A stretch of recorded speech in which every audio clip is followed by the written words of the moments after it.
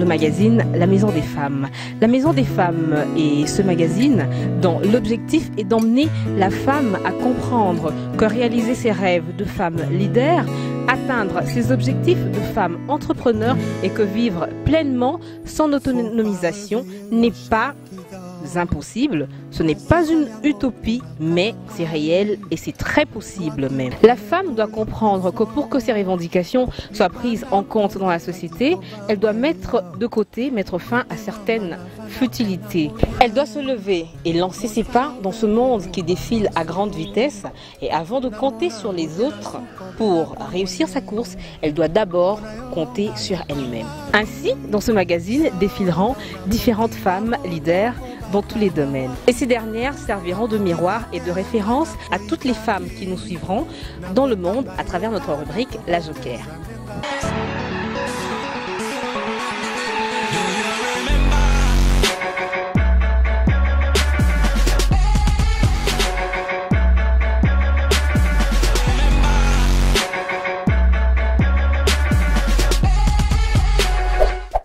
Voilà donc dans notre rubrique La Joker, nous allons recevoir un homme. C'est vrai que c'est la Maison des Femmes, mais dans la Maison des Femmes, comme je vous l'avais dit, nous recevons des hommes qui ont une vision pour le bien fondé de la femme, des hommes qui ont une vision pour une avancée significative pour la femme.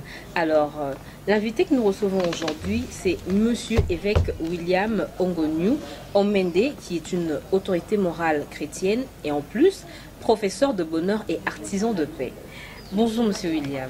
Bonjour Madame. Voilà, donc vous êtes l'autorité morale chrétienne, vous êtes une autorité morale chrétienne. C'est très lourd quand même, qu'est-ce que ça veut bien dire? Merci beaucoup, que Dieu vous bénisse de nous faire confiance, nous inviter dans votre émission qui parle de la femme, autorité morale chrétienne. Cela veut dire la responsabilité que les confessions chrétiennes m'ont attribuée comme leur leader, comme leur conducteur, puisque c'est l'ensemble des églises. Nous sommes au nombre de 5566 églises et 47 communautés au monde, installées dans 33 pays au monde. Et voilà, comme je suis leader, comme je suis le fondateur de cette structure de justice chrétienne, raison pour laquelle je suis autorité morale chrétienne, puisque je dirige plusieurs communautés chrétiennes. D'accord. L'évêque William a écrit plusieurs livres et le livre qui nous intéresse aujourd'hui, l'ouvrage qui nous intéresse, c'est un livre destiné à la femme. L'intitulé du livre est « Femmes, livre d'or et trésors cachés ». Alors ce livre a été rédigé depuis 1986 et ici en 2007 qu'il a paru, donc ça fait 31 ans. Alors le livre est une encyclopédie, est une boussole des valeurs des femmes. Monsieur William, que représente la femme pour vous? La femme, c'est une vie pour l'humanité. La femme, c'est la solution et l'encyclopédie de référence pour la vie d'un homme sur la terre. La femme n'était pas créée comme l'homme, mais la femme a été créée et cachée dans l'homme. C'est pourquoi je dis, la femme, c'est l'homme dans l'homme, vie dans la vie pour la vie. La femme, l'homme dans l'homme, vie dans la vie pour la vie. Mais c'est quand même très long et puis c'est très compliqué. Certaines personnes ne comprendront pas bien cette phrase. Effectivement, puisque Dieu a créé l'homme et il a caché femme dans l'homme. C'est pourquoi la femme c'est l'homme dans l'homme. Okay. La femme fait l'identité complète de l'homme. Okay. Et la femme, quand vous regardez la femme, si quelqu'un trouve une femme, il trouve la vie. Donc c'est comme parce que c'est la femme qui produit la vie. C'est comme on dit, c'est pareil que quand on dit quand on trouve une femme, on trouve le bonheur. Oui, puisque la Bible dit, ce n'est pas l'expression de ces gens, de gens de ce monde. Dieu a dit, celui qui trouve une femme trouve le bonheur. Okay. Et celui qui croit à Dieu aura la vie éternelle. Mais pour le bonheur, c'est la femme. Un homme peut avoir tout ce qu'il peut avoir, mais si il est célibataire, il fait le preuve de son propre échec.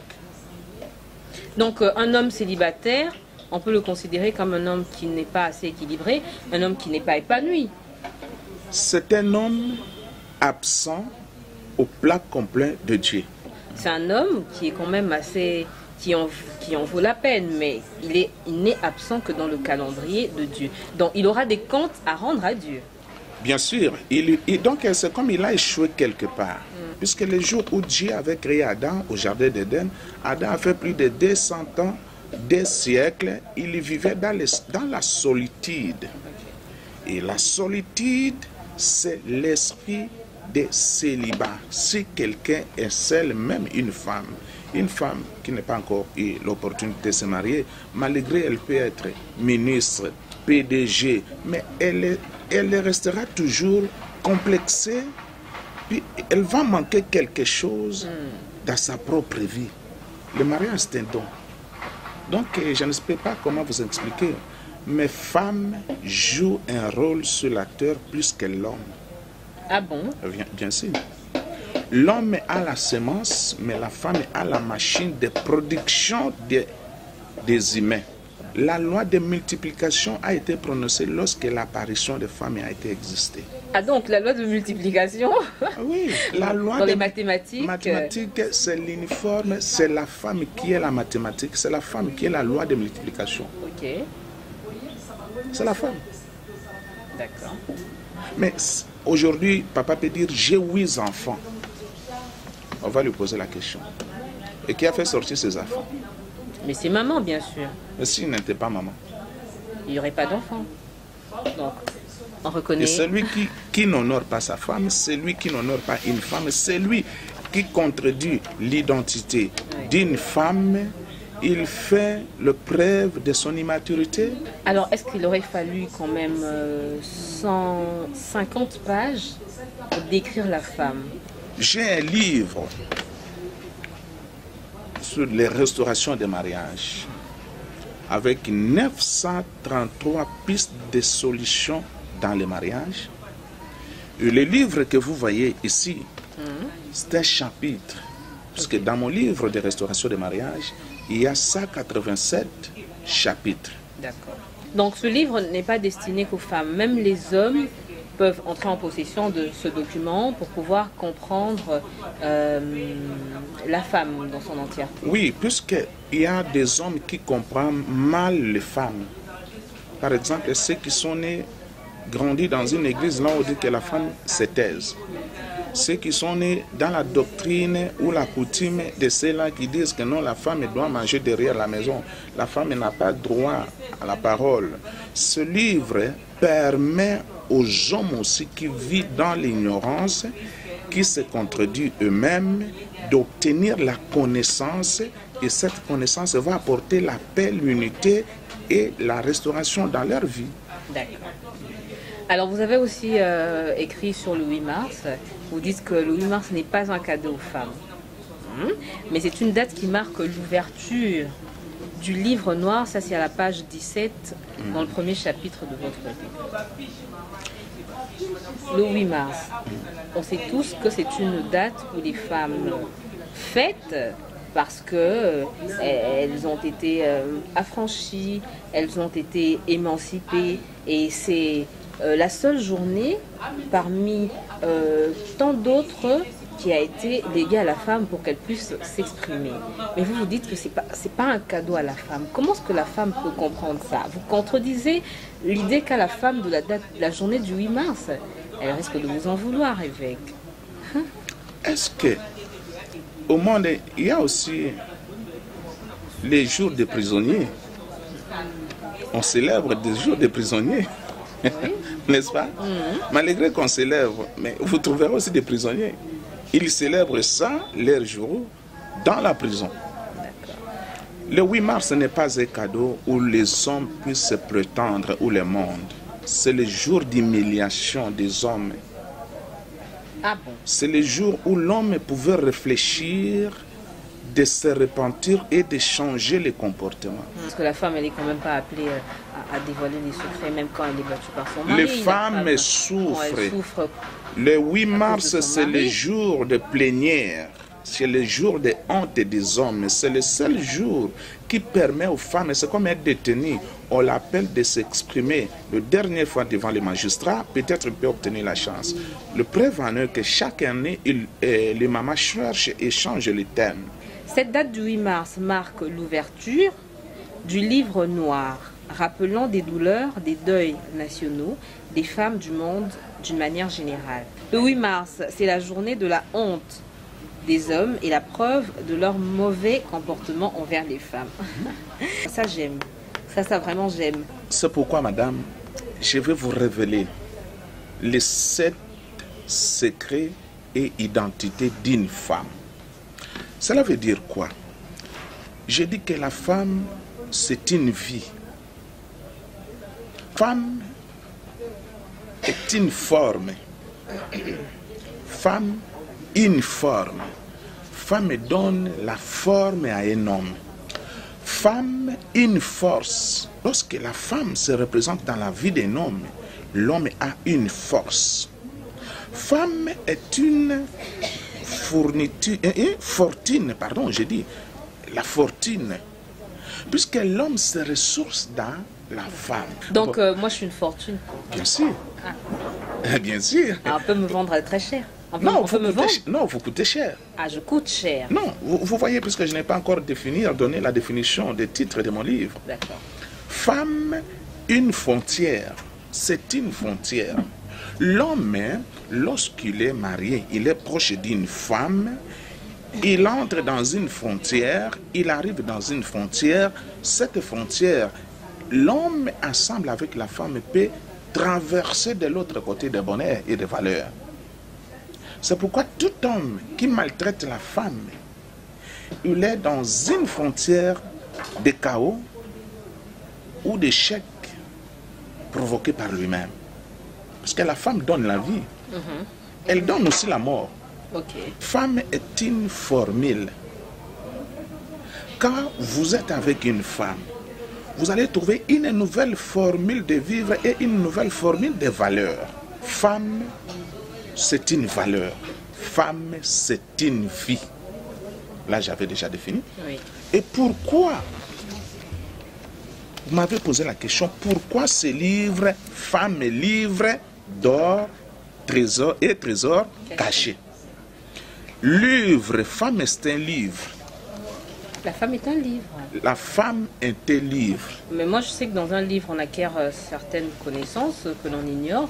Mais la femme, comment est-ce qu'elle peut être un livre? Vous voyez ce livre?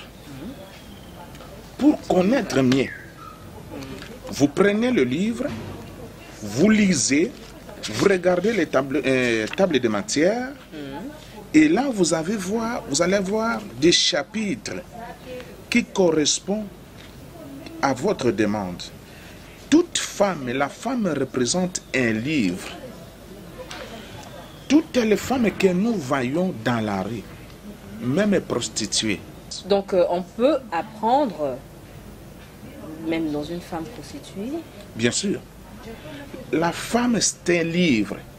Quand vous l'apprenez, vous allez ouvrir le page. Vous allez voir les chapitres. Vous allez continuer à étudier la femme. Vous allez trouver des vertus et la vie cachée. Je vous dis, maman. Vous ne voyez pas. Il y a d'autres mariages. Chaque jour, l'homme et la femme se chamaillent. Vous regardez cette femme. Mais le monsieur là, il est derrière cette femme. Pourquoi ce monsieur s'attache avec une femme qui n'a pas étudié? C'est peut-être la peur que cet homme a d'aller rencontrer une autre femme qui serait pire que celle-là. La femme, c'est la paix. Mais une femme qui vous emmène des querelles, c'est pas la paix, ça, quand même. Non, la femme, c'est l'eau. Querelles, disputes dans les mariages sont les ingrédients.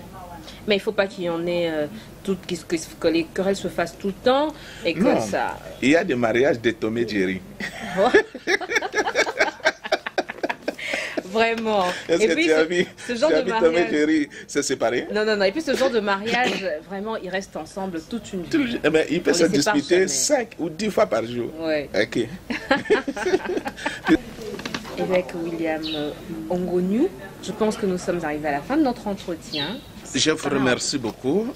Et ce livre, nous voulons dédier ça au 8 mars pour toutes les femmes du monde, de comprendre leurs valeurs et leur identité pour mieux se défendre. Que Dieu vous bénisse. Et que Dieu bénisse aussi les caméramans, que Dieu bénisse les journalistes et que Dieu bénisse ceux qui nous ont suivis. Voilà, donc avoir une vision assez large et peu contraignante pour son épanouissement et son intégration dans les sociétés humaines actuelles, modernes, nécessite aussi la connaissance et la maîtrise de ses droits et du fonctionnement de son corps. Je vous propose, à travers notre rubrique Droits et santé de la femme, de pouvoir vous imprégner de quelques notions de droit qui pourraient vraiment vous être utiles, et je vous assure que c'est très intéressant, et aussi de quelques notions de santé. Nous avons donc choisi de parler du droit aujourd'hui avec Maître Mwanangongo, je m'excuse, qui va nous parler de la dot.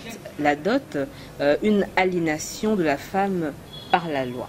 Suivons.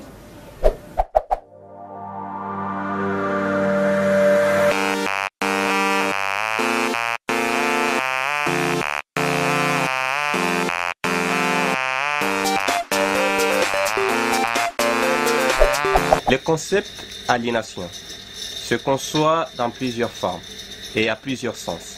Et heureusement que vous avez été précise. Et aliénation, de par son sens vrai, c'est dire transfert à autrui d'une responsabilité ou d'une propriété. Ça, c'est d'abord le sens vulgaire que l'on commet, qu'on donne à ce concept. Il y a transfert vers autrui, d'eux. Et quand on parle d'eux, on suppose directement une chose. Donc, le transfert à autrui d'une chose. Et ça, c'est purement juridique. On suppose qu'il y a dépossession d'une personnalité, la dépossession d'une autonomie. Donc, la femme, dès lors qu'elle n'est pas mariée, elle conserve son autonomie. Elle est libre. Elle est capable de tout faire. Mais cependant, dès lors que la femme accepte de passer sa main à quelqu'un d'autre, dans ce cas-là, la femme commence à être aliénée, commence à être possédée par celui qui versera ce que l'on appelle juridiquement la dot, madame. Et ce que nous devons démontrer, c'est que pour abolir l'autorisation maritale, il faut commencer d'abord par abolir la dot des conditions de fond de mariage. Dès lors que la dot demeurera condition de fond de mariage, l'autorité maritale, idem, demeurera aussi. La main qui donne, c'est la main qui dirige. Or, il y a deux personnes qui s'aiment. Juridiquement, on les appelle le futur époux. Sociologiquement, on les appelle les fiancés. Ils s'aiment, ils veulent fonder leur vie ensemble. Hélas, l'État dit, je ne peux pas vous reconnaître comme mari et femme dès lors que l'un de vous ne versera pas encore la dot. Et quand on parle de l'un de vous, on parle de l'époux, le mari. Pourquoi ne pas exiger que les deux mettent les moyens ensemble pour doter? En ce moment, on va doter qui? Là, ça sera la dot dans un concept occidental. Là, on suppose que tout ce que l'on amène lors du nuptial, tout ce qu'on amène pour pouvoir aider les mariés à décoller leur vie. Mais selon le droit congolais, la dot, c'est tout ce que le mari et sa famille versent pour le compte de l'épouse et sa famille. Vous comprenez? Alors, le fait pour l'époux de chercher les moyens et de venir les remettre entre les mains de la famille de l'épouse, on suppose que ces gestes aliènent rend cette femme subordonnée à son époux. Et à ce point-là, même si on n'écrivait pas textuellement que la femme doit soumission, obéissance à son époux, mais déjà, tacitement, cela se prouvant, la femme sera tenue de tout respecter, tout ce que le mari dira. Parce que pour l'avoir, le mari a dû se dépenser. Il est faux et il est impossible de supprimer l'autorité maritale et de conserver la dot. C'est possible de rejeter la dot et en ce sens, la femme, sans même pas qu'on dise nous avons supprimé l'autorité maritale, elle sera directement indépendante, autonome, libre et sans soumission à qui que ce soit. Il y a plusieurs controverses doctrinales, mademoiselle. Mais la doctrine que nous soutenons, on interprète ça de cette façon. Dès lors que l'affaire qui devait se passer entre deux personnes se passe en présence de plusieurs personnes, on suppose qu'il y a plusieurs responsables. La responsabilité cesse d'être individuelle, mais la responsabilité commence à devenir collective. Alors, dans le cas ci présent, on rend la dot comme une institution. Donc, ce n'est pas le mariage que l'on consacre, mais c'est la dot qu'on donne plus de valeur. Alors, le fait pour le futur époux de ne plus y aller seul verser tout ce qu'il a comme bien en guise de la dot, mais il s'est fait assister de toute une litanie des membres de sa famille, veut faire de cette femme liée à toute la suite de l'époux. Donc, non simplement que la femme sera soumise à l'autorité de son mari, mais aussi la femme est tenue à honorer l'autorité de tout consort qui vient derrière l'époux. Et si, mademoiselle, on essaie d'établir le parallélisme entre l'article 361 du Code de la famille et les autres dispositions qui traitent de l'autorisation maritale, par exemple, vous allez comprendre qu'il est hors de question, presque inutile, d'abolir cette autorisation maritale, par exemple, comme on vient de le dire, et de conserver tout ce principe-là, de verser la dot, de réunir toute la famille de l'époux pour aller se concentrer avec toute la famille de l'épouse. Tout ceci rend la situation beaucoup plus lourde et cela restreint la liberté et l'autonomie de la femme. Pour lier l'utile à l'agréable, nous avons choisi de vous proposer une rubrique intitulée « Astuces, modes et beauté ». Nous savons que la femme a toujours besoin de se faire belle, la femme a toujours besoin de connaître quelques petites astuces pour bien tenir sa maison, pour concocter quelques plats, pour faire plaisir à ses enfants, à son mari, à ses amis. Et aussi, elle a toujours envie de paraître très belle, elle a toujours envie de se oindre certaines couleurs pour lui donner une certaine image de beauté, et c'est à travers cette rubrique avec bonheur qui vous la présente maintenant.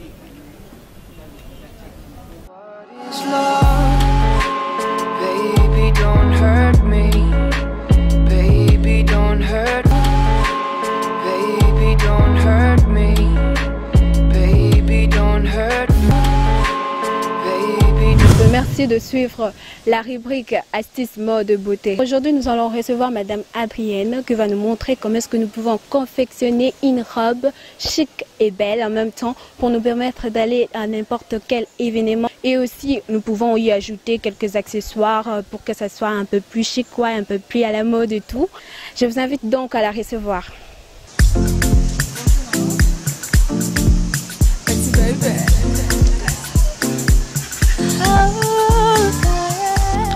Merci maman de nous retrouver aujourd'hui pour notre rubrique Astuces, mode, beauté. Nous avons entendu parler que vous faites de robes à la main, une robe simple, rapide, qui nous permet d'aller dans n'importe quel événement. Mais comment vous arrivez à faire ça? C'est une robe que j'ai appris par une cousine, paix à son âme, qui est morte il y a de cela je sais combien d'années. J'ai vu la robe sur elle et je me suis demandé, tu as une belle robe comme ça, comment tu as fait ça? Oh Yaya, j'ai fait ça seule à la main. Alors je lui ai demandé de me montrer comment est-ce qu'elle a fait. Alors elle m'a montré et j'ai commencé à faire. Ok, intéressant. Mais en tout cas, vous allez le faire sur moi parce que vous êtes déjà bien habillée maintenant là. Très bien habillée et maquillée en tout cas. Oui, c'est la robe que j'ai faite moi-même dans 5-10 minutes. Ok, d'accord. Mais alors, vous allez le faire sur moi ou sur vous? Je serai votre modèle, mannequin. Tu peux être mon modèle. Mais je voudrais dire ceci. Le modèle ici, on faisait ça du temps de Mobutu. Okay. Chaque fois qu'on allait en scellé, on nous distribuait des pagnes. Alors à cette époque-là, comme on n'avait pas de tailleur sur place, et on faisait ça nous-mêmes. Et on sortait chic là. Toutes les femmes du département de sport et loisirs, on était chic. On se demandait qui vous a fait ce modèle, qui vous a fait ce modèle. On était à 2. Il y a une aussi qui est morte, paix à son âme, Jeanne. Je suis restée la seule. Et avec quoi est-ce que vous mettez cette robe? Avec des talons? C'était beau à voir ou comment? D'abord, on mettait ça avec un pagne. Comme je suis habillée, un pagne, blouse, je me suis la tête. Et comme à l'époque, là, moi j'avais beaucoup de talons, je dandinais. Alors je mettais ça avec des talons. Ok. Tu peux mettre aussi avec des babouches, ça dépend de la personne. Hein. Moi, comme j'étais habituée à porter des talons, je mettais ça avec des talons. Depuis cette époque et à aujourd'hui, vous avez fait cette robe, confectionné cette robe plutôt pour de gens, de grandes personnalités ou encore? Non, c'était seulement l'occasion de fêtes de la GMPR. Et maintenant aussi, l'occasion des fêtes des mamans, comme ce wax ici. C'est des mamans. Ok, raison pour laquelle vous l'avez fait. Ah ouais. Okay. Comment est-ce qu'on fait ça? Nous avons un wax qu'on divise en 3. Mais je n'ai pas pu ouvrir, ça me prendra beaucoup de temps. Alors j'ai un morceau ici, d'un wax divisé en 3. Je plie, c'est la partie qu'on appelle l'ibaya, hein? C'est pour faire une blouse. Je divise en 2. Je mets un signe.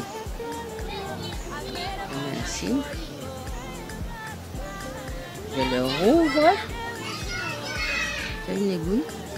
Oui. On fait ça à la main avec une aiguille. Hein. Comme on faisait du temps de Mobutu, du temps de la GMPR. Vous prenez, le pliez. Donne-moi l'aiguille. Ça dépend de la personne. Si tu es trop grosse, tu prends un pagne. Si tu n'es pas grosse, tu prends la partie libaya. Le morceau de tissu. Ici, je fais à la main avec des points qu'on appelle points sur une machine. On nous a appris à l'école. Il faut bien coudre, hein? Sinon, ça va se défaire.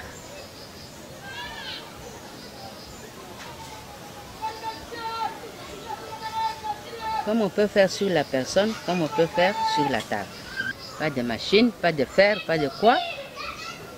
Mais tu retournes à l'endroit. J'ai cousu à l'envers maintenant. J'ai retourné à l'endroit.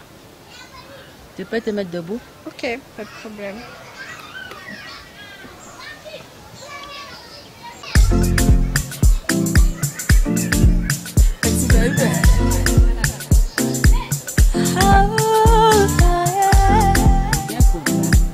Mais il ne faut pas que ce soit comme ça ici. Ça te colle ici au cou.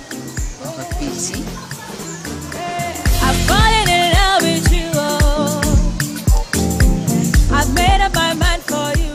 Ça a déjà une forme, la forme d'une.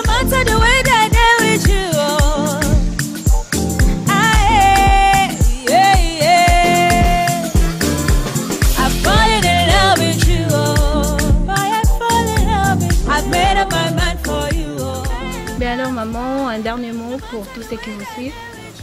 Je vous dis merci de m'avoir invité et que ce ne soit pas la dernière fois. Je vous attends pour la prochaine fois. Ok, en tout cas merci beaucoup maman. Merci d'avoir suivi cette rubrique. Alors je pense que vous avez aimé. Nous allons vous retrouver pour un prochain numéro, pour une toute autre chose que nous allons apprendre ensemble avec vous. Je vous retrouve à la prochaine. Au revoir. Nous sommes arrivés à la fin de notre émission. Nous ne manquerons jamais de demander aux femmes d'être toujours dynamiques.